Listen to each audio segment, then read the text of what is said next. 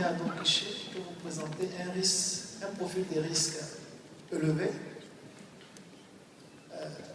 le taux est fait en conséquence en fait. Donc ce que nous demandons au PME, c'est d'améliorer leur capacité de négociation. Ça veut dire quoi concrètement?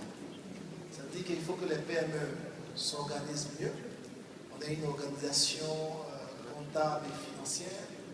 Comme l'a dit le représentant de la DEG, on ait des bilans qui soient audités, certifiés, et qu'on ait des vrais opérateurs économiques en face, qui ont une visibilité de long terme sur leur propre business. Et deuxièmement, la petite précision que je voulais donner, la banque ne peut pas se substituer à l'opérateur économique. La banque accompagne. Ça, il faut qu'on comprenne bien. La banque accompagne. Le troisième point de mon intervention, toutes les banques, la plupart en tout cas des banques de notre zone, ont des départements spécialisés au niveau des PME. Parce qu'on sait que les PME demandent un suivi particulier. C'est vrai que les banques se doivent de renforcer en fait ces départements pour qu'on ait des vrais professionnels, parce que le suivi d'une activité PME est totalement différent du suivi d'une entreprise, grande entreprise. Pour avoir des agents sur le terrain, voir l'exécution des travaux et ainsi de suite. Voir bien sécuriser l'opération. L'autre point également, c'est les efforts à faire par l'État. Moi, j'ai l'avantage d'être directeur général d'un groupe bancaire régional. Dans certains pays, la plupart des financements qui sont faits portent sur la commande publique de l'État. Voilà, je me permets, monsieur le Premier ministre, si vous le permettez, de citer le cas du Burkina Faso, qui est un cas qui marche très bien, où la plupart des financements bancaires portent sur les marchés de l'État. Mais sur la Côte d'Ivoire, nous avons eu à faire un séminaire avec nos autorités depuis 1 an et demi. Des projets de convention ont été faits entre l'association des banques et les autorités. Donc nous attendons la mise en œuvre de cette convention. Qu'en Côte d'Ivoire également, les banques puissent financer la commande publique. Je pense que les autorités attendaient de régler la problématique de la dette intérieure.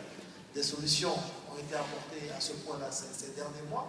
Donc c'est quelque chose qu'il faut encourager, parce que l'État est un gros client ou bien un gros fournisseur pour l'économie d'un pays. Voilà, je pense que c'est des points importants. L'autre point également, nous constatons qu'il y a même des PME du Burkina qui compétissent à des marchés en Côte d'Ivoire et qui sont accompagnés par les banques. Voilà, et moi je vois tous les jours des opérateurs économiques, même ivoiriens, compétir sur des marchés dans d'autres pays de la zone UEMOA, que ce soit au niveau du Bénin, ou au niveau du Mali, ou au niveau du Sénégal. Donc les choses bougent en fait. Mais nous demandons, nous les banques, que l'environnement soit amélioré.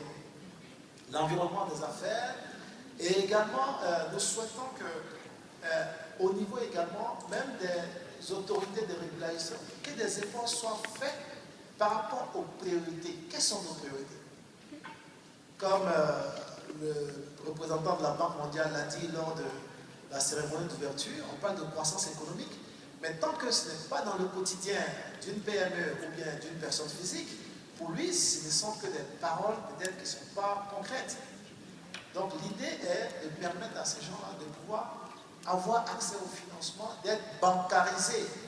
Voilà le problème. UMOA 7,3% selon le rapport de la Commission bancaire 2012 de taux de bancarisation. C'est vrai qu'en Côte d'Ivoire, nous sommes à 14,3%, mais il reste encore faible. Tout le secteur informel, toutes ces personnes-là qui sont hors du circuit bancaire. C'est le premier point. Deuxièmement, on a des RASCOM. Notre problématique aujourd'hui, c'est quoi? C'est financer les infrastructures, financer les outils de production, financer les PME sur le long terme. Même si on sait que par ailleurs, elles n'ont pas de fonds propres, mais il y a d'autres mécanismes pour régler ce problème des fonds propres des PME. Mais au niveau réglementaire, il faut voir la problématique des ratios qu'on appelle chez nous le ratio de transformation, qui indique qu'il faut avoir une coordination, une adéquation entre les ressources qui sont longues et les crédits qui vont sur le long terme. Et dans notre zone, on a une limite par rapport à ce point-là. Mais nous demandons que ce ratio soit... C'est vrai que des efforts ont été faits l'année dernière pour passer de 75 à 5 ans. Mais vu la problématique et l'urgence de financer les outils de production, de faire du financement à long terme, comme on le fait dans d'autres pays, en Turquie, même au Maghreb,